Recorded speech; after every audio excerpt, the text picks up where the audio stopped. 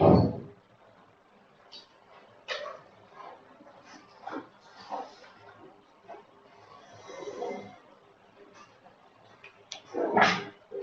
thanks everyone for coming to the first SEEC Stats Toolbox of 2020. We've got a few interesting talks this year, so thank you for joining today and hope to see you at others. Today we have Zaza speaking. He's a core member of SEEC and he's a lecturer in the Stats department here at UCT. His work looks at using modern statistical methods to solve environmental and ecological problems, and he has a focus on spatial analyses. So thanks, Zaza. Yeah. Thank you everyone for coming to the talk. First of all, I'd like to apologize for the false advertising. As you can see, my talk is basics of point pattern analysis and not spatial temporal.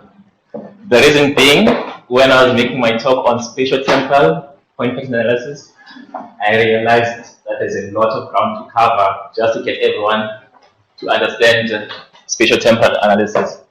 So instead, I thought I would start with the basics and maybe later on I'll give you spatial temporal. Okay. So the talk is quite short. I'm just going to introduce what are point processes. So the statistical formulation of point processes, a brief description of the types of point processes we can see. Look at the questions that usually need to be addressed when we have point process data. So once we are there, we can start thinking about how do we characterize a point process. So there are basically two characteristics of the process we need to know. These are the first order and second order intensities. Lastly, we'll move on to a simple example where we'll see the methods at work. So classical point process methodology is developed outside the field of statistics, and these methods were developed for relatively small data sets compared to today's data. Those are particularly small data sets. The classical approach relies heavily on non-parametric summary statistics for making inferences via simulation. So over the years, like 2003 onwards, developments in computing coupled with advances in computational stats have led to more advanced methods of point process analysis. So using these methods, we can relax the assumption that our point process is stationary, and we can use parametric models to make our inferences. Using this modern approach, we can have more statistical data in our analysis and move away from subjectivity. So what is a point process?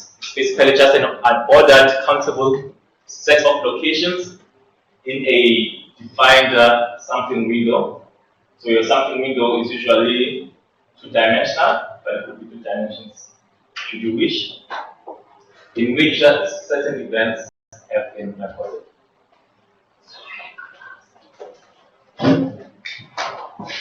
So that's all of that is much as the math I'm going to go through, because most of point process theory, the modern one, uses a lot of measure theory, so I won't bring that up. I will just show you the applications of those methods. So what assumptions do we make? We assume that our point process extends throughout R, but we only observe it within a small sampling window, which we are calling W. The sampling window has to be known and fixed, so it's important that it's known and fixed. Otherwise, we run into the problem of the modifiable array unit problem. So depending on your area, the inference change. So we want to have a fixed window. We also make the assumption that the number of points we're observing in our sampling window is random, and that the locations of our points is also random. So that would be the assumptions and the formulation of the point process models. So we have many point processes. basically three types of point processes. So the first will be just a single point process, where you just have the locations of events. So you just have the locations of a certain tree species, and you have lifted that. We also have what we call a marked point process or marked point pattern. So here, in addition to have just locations, you also have additional information about your observed events. So if we take the tree example again, so besides just noting the locations of our trees, we might want to note maybe the height of the trees or the diameter of the specific trees. So here, we've plotted the locations of the trees and the sizes of the circles in relation to the diameter of the observed trees. We also have what we call multi-type point patterns. So in this scenario, we have observations of more than one event. So here we've got observations of the locations of that ant's nest and meso ant's nest. So we have the location of two ant species. So when you come to multi-type point patterns, the analysis gets a little bit more complicated because basically sometimes there might be some relationship between the two types of point patterns. So we use the methods we're covering today in addition to other methods that we want to look at. So okay, we have our point process data. What are the common questions that we are trying to answer when the point process data? Obviously, you want to know if what you observed is random or there's some kind of structure to it. You also want to know the density, so the average spread of the points, how many points do you expect to see. And you also want to know if is there any relationship between your points. The points repel each other, do they aggregate, that is, they cluster, or is it just a regular pattern? And obviously, it could be just a random pattern. So these are the three questions that we're usually trying to answer with point process models. So to answer these two questions, we need to know the first and second order intensities of our process. So what are the first and second order intensities? So first order intensity relates to the intensity of the process in space. So it's the spatial intensity. So this is a systematic process. So some people of a trend. So first order intensity is telling you the trend over your surface. So the intensity may either be homogeneous, that is uniform over your plane, or it may be inhomogeneous. There are many ways of estimating lambda. My two favorites are kernel and likelihood methods. So kernel estimates are frequently used when we have no information about the mechanisms that are driving your point process. So you have no insight into your point process, you just have to observe the pattern and you want to get started. So here you will use the kernel methods. Likelihood methods are used when you have a little more insight into your data. So you have an idea of what could be the systematic part of your process and what could be the stochastic part of your process. Okay.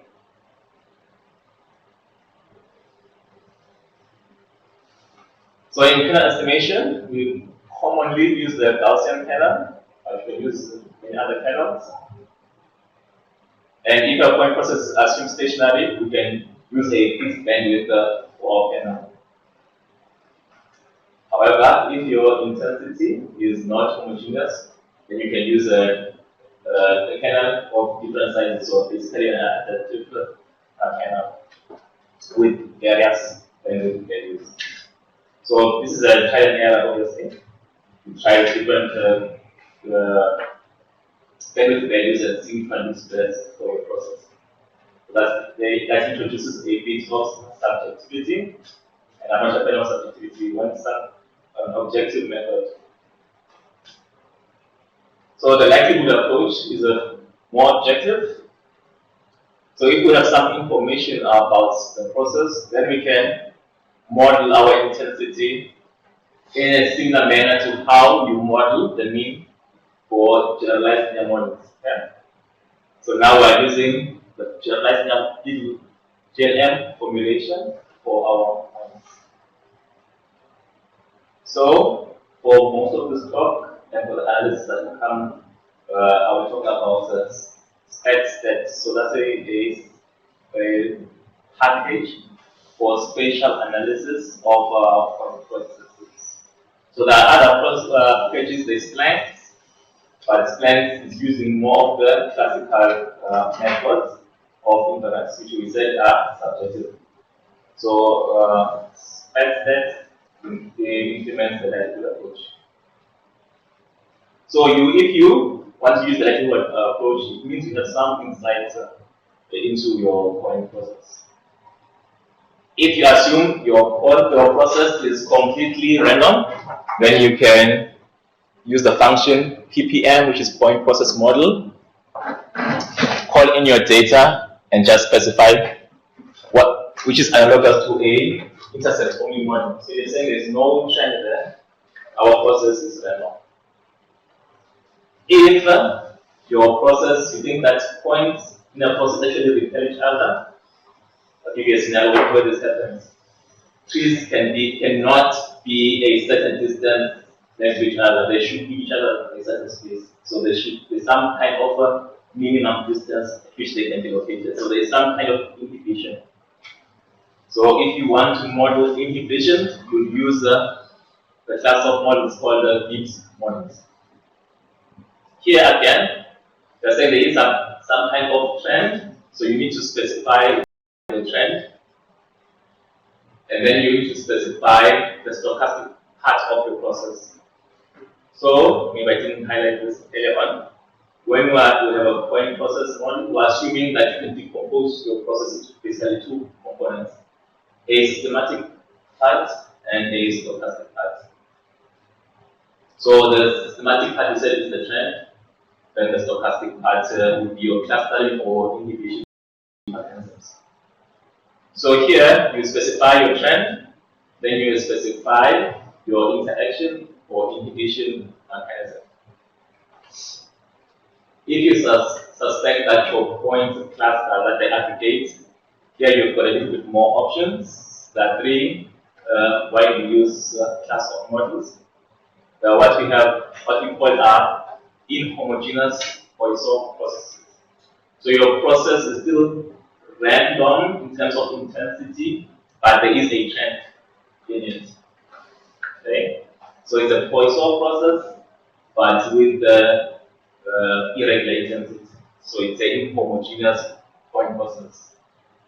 When we say it's a Poisson process, we're saying the points in your process do not interact. So what you only need to do here is only specify your trend, the systematic part. So there's only a systematic part here and no random component. For COPs or inhomogeneous cluster models, you specify your trend, systematic part, then you specify your clustering mechanism. So it's basically there's a sub-model for the clustering process. So there are many types of clustering mechanisms to look at. You have to go study the different models and see which best fits your problem. So, for example, some mechanisms you want some processes cluster, but the cluster cannot grow up to a certain size. So there's a limit to the size of the cluster. So if you know that information, you pick the appropriate model and use it. You can also use the Gibbs types of point process models to model aggregation or clustering. If you look above the inhibition, you'll see that we use a Gibbs model, but you can also use Gibbs model to model clustering. Again, here you specify your trend and you specify your interaction mechanism.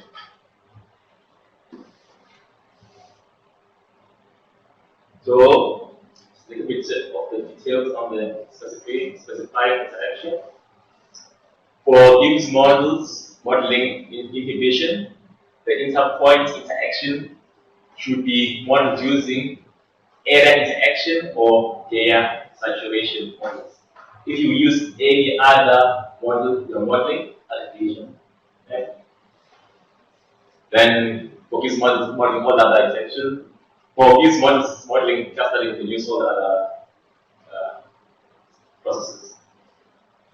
Then for Cox processes, there are many clustering processes there. There's the Thomas process, Cauchy, log gamma, and log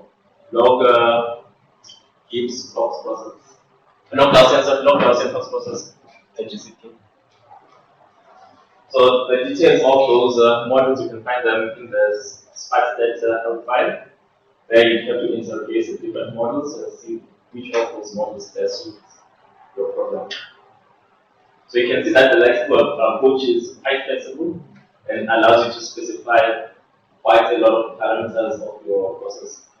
And instead of using those non-parametric methods.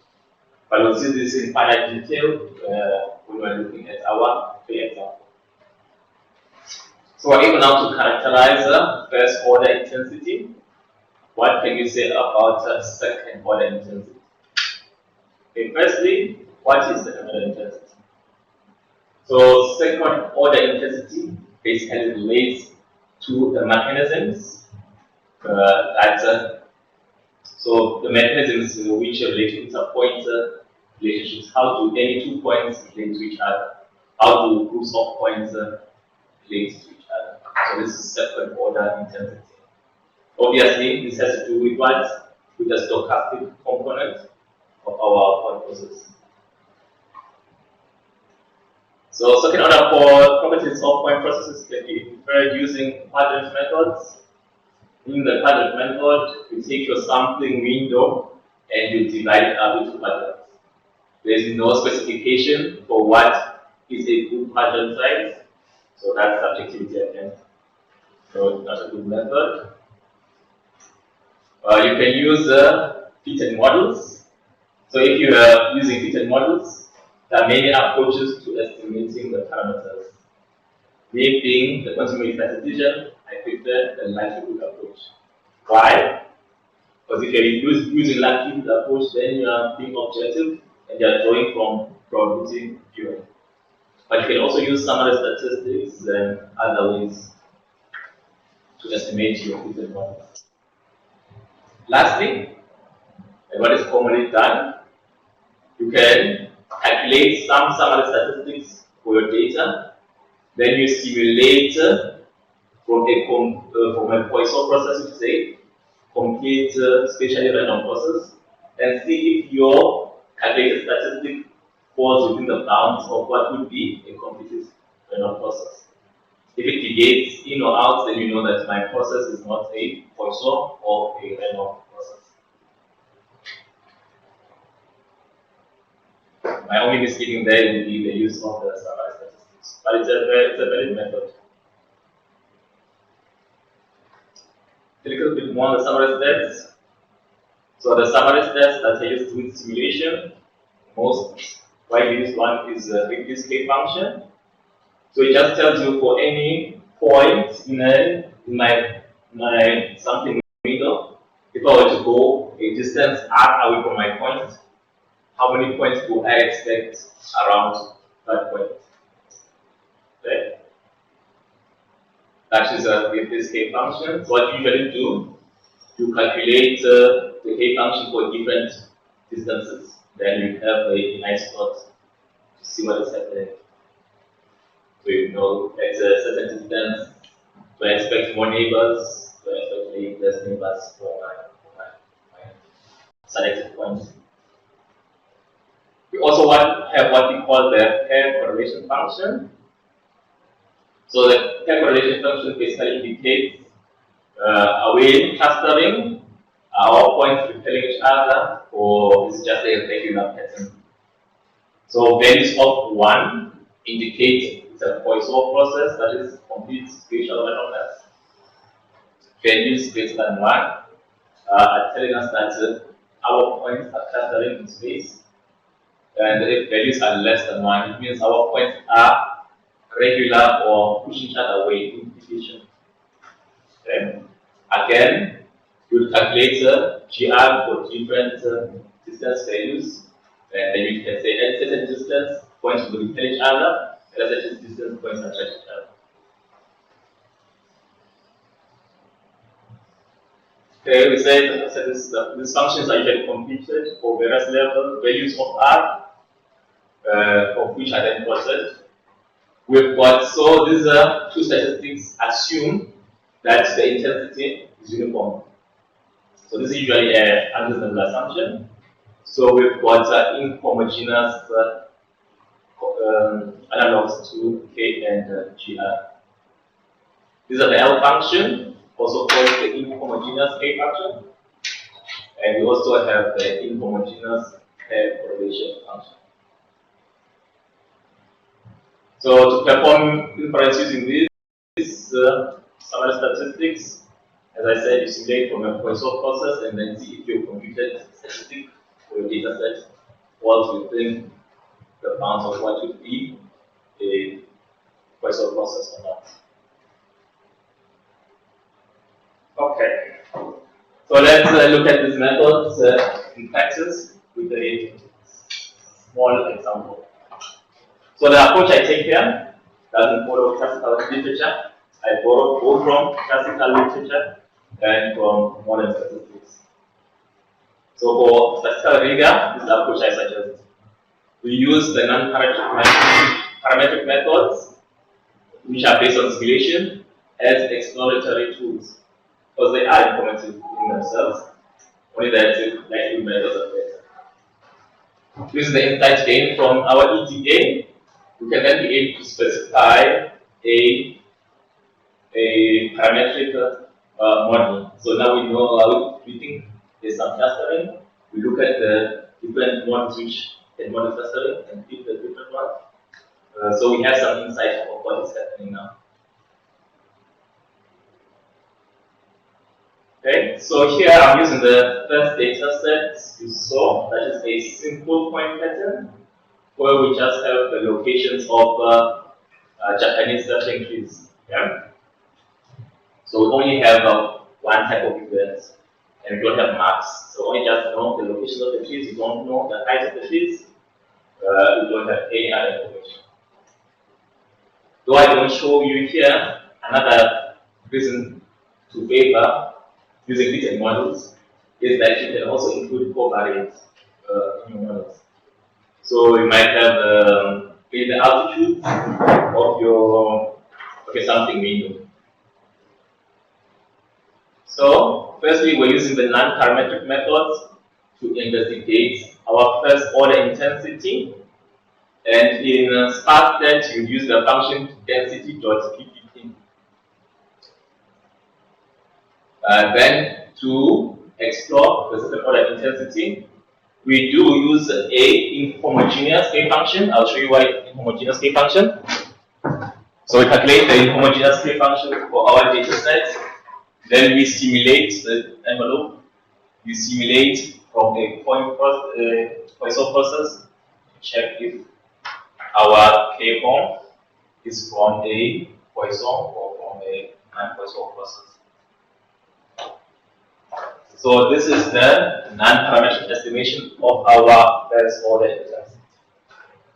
Obviously, the points are not evenly or uniformly distributed over our plane, which means that our intensity is inhomogeneous. Yeah? And here, when we're exploring the second order properties here, I've used an inhomogeneous K function. So you can see that some clear areas and some dense areas here. So definitely our intensity is not constant or uniform. But let's say, okay, our intensity is not uniform. So is our process a Poisson process? Is it clustering? Is it iterating? So these are what I was calling the simulation envelopes. Here we've simulated 100 Poisson processes and calculated the K function for our data set. So our calculated K function, which is the squiggly line in black, follows closely the K function for an inhomogeneous Poisson process. And you can see, to note because if our black line here was going up and above out of the envelopes, we would say there is some application in our process. If this line was going down, we would say that there is some repelling of the process. But because it's within the simulation envelopes of a Poisson process, we're saying it's a Poisson process, though it seems to be inhomogeneous. So now we have some insight into our process. We know that intensity is not uniform, and we also know that it appears to be a Poisson process. So it's an inhomogeneous Poisson process. That's a good starting point for modeling. So we say it appears that as if our process is inhomogeneous, and though it is inhomogeneous, it seems that we have a Poisson process. Inhomogeneous Poisson. Okay, now we can do some more formal modeling using our likelihood methods. So we're using the insights we've gained from our non-parametric methods and our simulation, and we feed the four models here. So the first model here is a homogeneous Poisson model, which is our one model. We always think that our process is a homogeneous Poisson process. We also feed a inhomogeneous process, as seen from our intensity function. We feed it with a linear trend. Okay, because it's a Poisson process, it only has trend in it and doesn't have what a stochastic component specifying clustering or repelling. If it was not a Poisson process, in addition to the trend, we have to specify the clustering or repelling mechanism. Today, we're just saying it's an inhomogeneous Poisson with linear trend. Then we also feed the inhomogeneous Poisson with a quadratic trend. And here, we're fixing a non-Poisson process. So this is a Cox model. So that's the class of models. We said Cox models are modeling what? Clustering. The clustering mechanism is specified as a Neyman-Scott process with a Cauchy kernel and linear trend. So Neyman-Scott clustering mechanism with a Cauchy kernel specifies what the stochastic part of our Poisson process, and the systematic part was saying it has a linear trend. So this table here just shows you the fitting of the different models in using SPAT. So this is our first model. So for a Poisson process, we have a surface here because you expect the intensity to be uniform. Okay, so I haven't plotted that. Here, this is our first inhomogeneous model. That's the model with the linear trend. So we can see from the model that it does try to capture the nuances of the data, but obviously in this big gap here, the intensity is overestimated. See that over the data, there's nothing that should have been known to exist. Otherwise, but here, so it seems like the intensity is overestimated here, and it's over there. Can our quadratic trend model do better? It does seem to do better. Here it knows that these are areas of lower intensity, but you'd have liked it also to specify this in dark blue. Dark blue being what? The lower intensity values. So it seems here the intensity is overestimated. The rest of the parts seem to be very well estimated. So this is for our non-Poisson model, our Cox model, with the Neyman-Scott clustering mechanism. It also tries to capture the trends again, but it also fails and overestimates the intensity over the region here. So that's visual inspection of our models. As a student, we want to use objective methods. So we turn to the AIC to check the fitness of fits of our models. So AIC, how do you interpret AIC? The smaller the AIC value, the better your fitted model.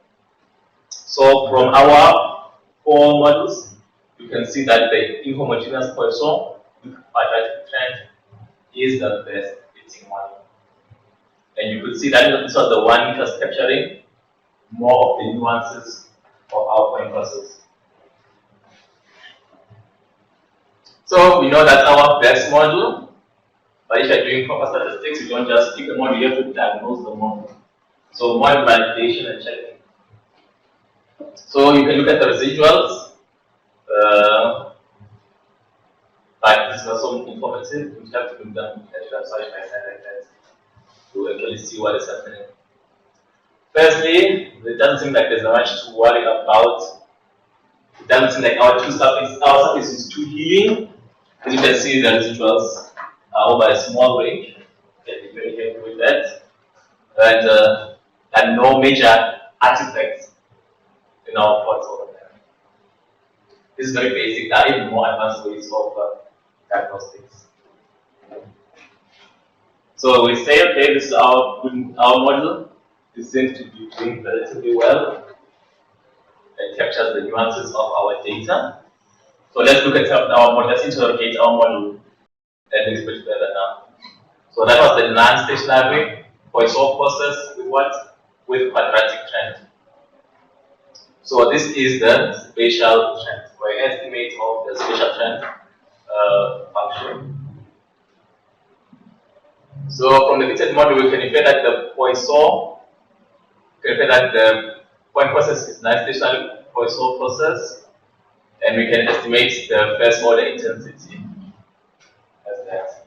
So we want that is the spatial trend of our process. Remember, this is a Poisson process. This is a Poisson process. So it's the spatial. So this way between the spatial trend, just to show you, is our intercept.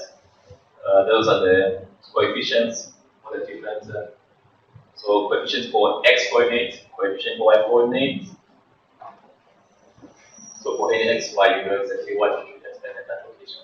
So that's how we get to that intensity function. Okay, we say this is a Poisson process, which means there is no clustering or scattering mechanism in it. It just has a linear effect. What if we found that our clustering model was the best? What could we have gained from it? So we remember we fitted an inhomogeneous Cox model in there. Let's see if this were the best fitting model, what could we obtain from it? So we still have our spatial trend there. So that's the spatial trend estimate. Intercept coefficients for x, coefficient for y. And now we've got these 2 parameters here, kappa and scale. Okay?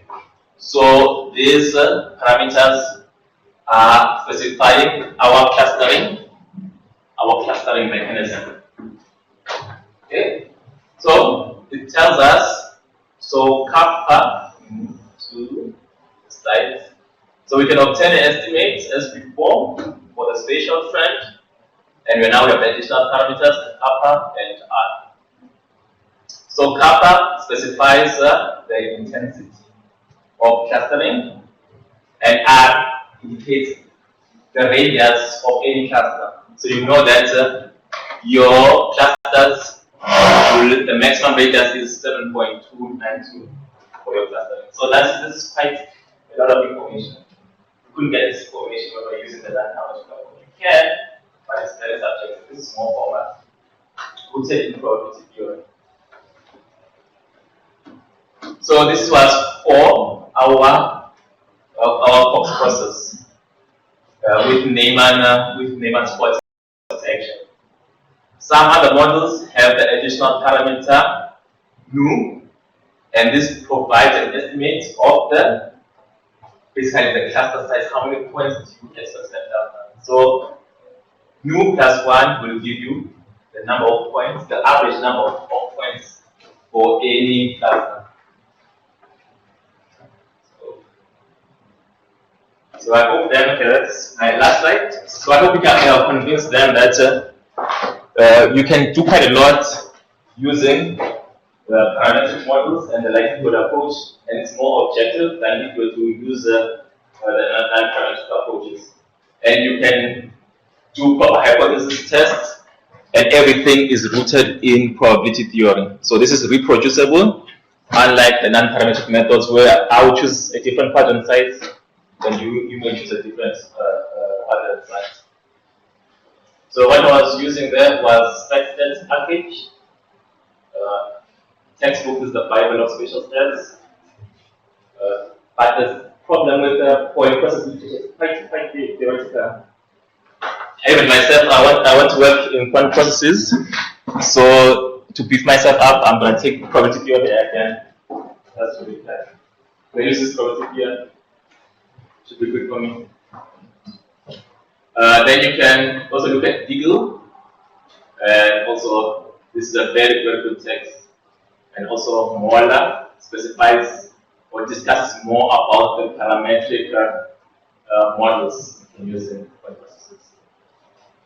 So those are the basics of